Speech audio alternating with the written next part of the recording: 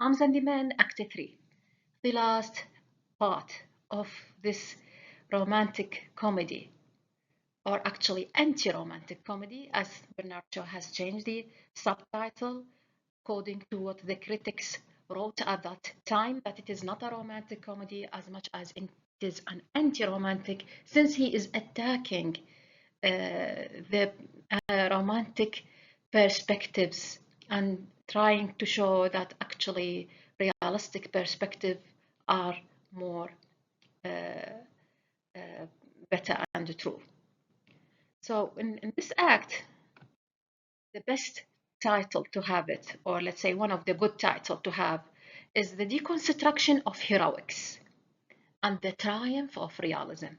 From the beginning, we have this conflict between reality and, romantics, and here we have the deconstruction of heroics which are related to the word of war, the triumph of realism. The setting, the library of Major Petkoff's house, and here we will have one of the main themes will be the transition from romantic pretense to practical truth. And actually, the setting, the library is very important. It is the library that they have, boast of a lot in Act 1 and Act 2. This is the time we are going to be in the library, which is a sitting room more than a library. The other thing, uh, revealing the actuality of the library is, a mirror, or let's say it foreshadows what we will have in the play. That since as the revelation of what the library is in reality, other things are going to be revealed about their reality. The library. The room described as having a single shelf of all paper-covered novels and the trophies of war. Of course, they are Petkoff's trophies, which again, they refer to the hypocrisy of the society, particularly the military institution represented by the army. The contrast. It contains a small kitchen table used for writing, which was out of place, by the way, which stands out as hopelessly out of keeping with the decorated cushions and ottoman. Professionalism. While the family relaxes, Blunchley is hard at work, as you see in the picture, with maps and orders showing a quick, sure, business-like progress that leaves Sergius in awestruck wonder. Major Petkoff's coat, the bit. Major Petkoff is convinced that his old coat is missing and bets Catherine a piece of jewelry that it is not in the blue closet. The reveal, Nicola produces the coat from the closet, brings the coat, leaving Petkoff to believe he is having hallucinations. The secret, Raina and Catherine had secretly returned the coat, which they used to smuggle Blunchley out to avoid the discovery. Raina's noble attitude. Well, we have, after all of them, they have been in the library, they leave, except Raina and the captain. Well, here we have the act as if it is just like an act two divided into scenes. And now we have a scene between Raina and Blunchley. For the second time, they are alone together. The mask. Raina attempts her usual noble attitude and thrilling voice, which she has used to impress her parents and Sergius since childhood. The realist's view, Bluntschli admits he finds it impossible to believe a single word she says when she poses like that. The shift, Raina is shocked to meet the first man who does not take her seriously, eventually dropping her heroic act to speak with him coldly and with ease. This is, this scene between Bluntschli and Raina parallels the scene in Act 2 between Sergius and Luca when he was revealing his true, or let's say his reality by revealing the inner conflict inside. Here we see Raina admits that she has been a very good liar since a teeny child, and it is okay with Bluntschli, who will continue to be her infatuated admirer. The duel. The challenge. Jealous of Blanchely's connection to Raina, Sergius challenges him to sabre a duel at 6 o'clock.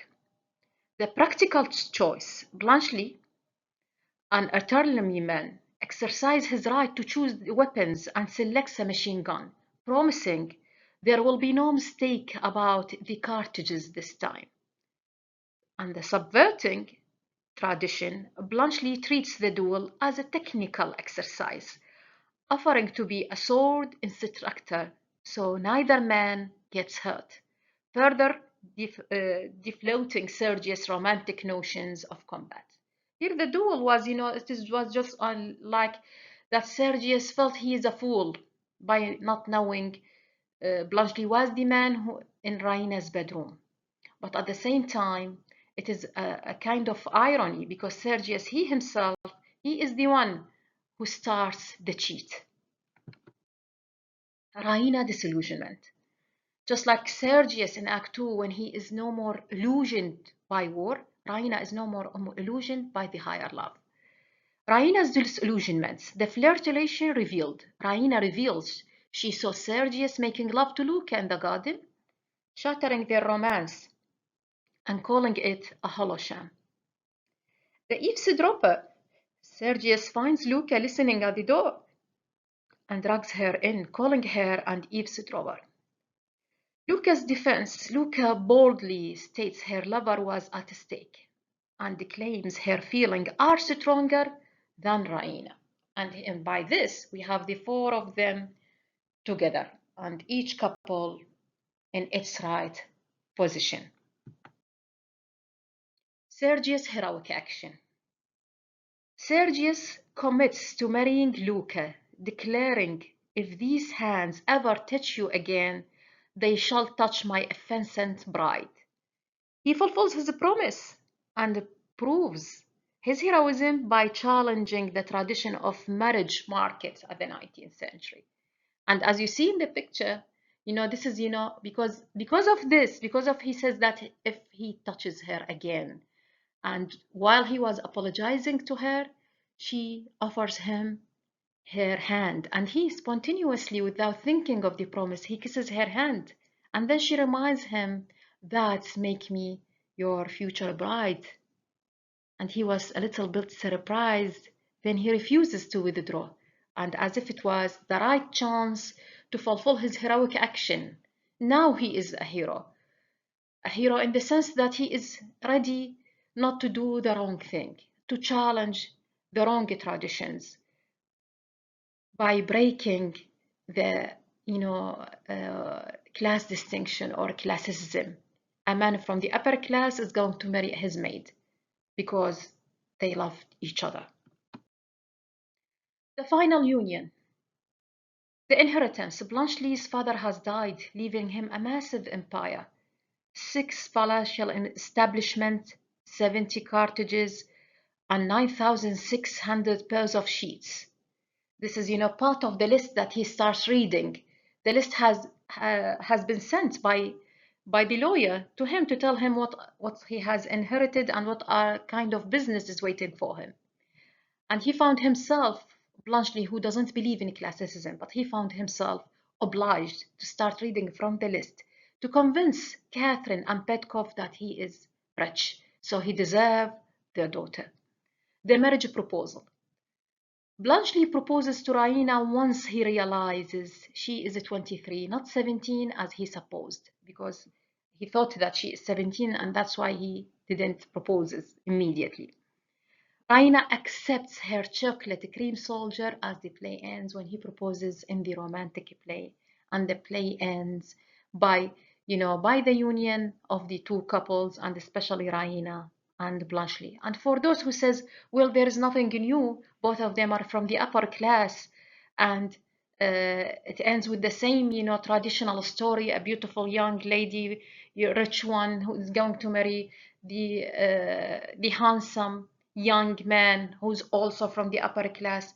Well, this is not what is meant by Bernard Shaw, because Bluntschli, he prefers to be a free citizen, not to be a man from the upper class. That's why from the beginning of the play till the end, near the end, only he revealed that he is a rich man.